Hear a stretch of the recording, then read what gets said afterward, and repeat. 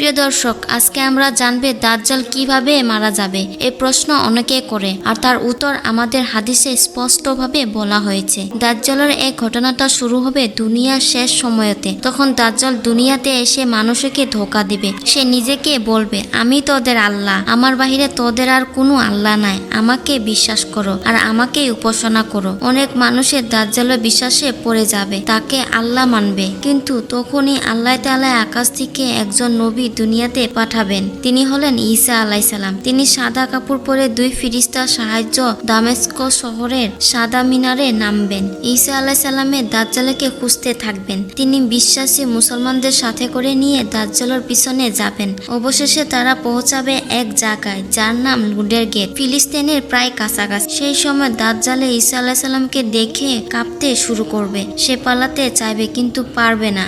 ঈসা আলাইসালাম কিছু বলবে না, শুধু কাছে গিয়ে একটি বর্ষা দিয়ে দাজ্জালকে আঘাত করবেন, আর সেইখানে দাজ্জালের মৃত্যু হবে। এইভাবে সত্য জয় হবে আর মিথ্যার অবসান হবে। এই গল্প থেকে আমরা এইটাই শিখি, যত বড় মিথ্যাবাদী হোক, আল্লাহর সাহায্য সবসময় সত্যের পক্ষে থাকে। আল্লাহ আমাদের দাজ্জালের ফিতনা থেকে রক্ষা করুন, আমিন।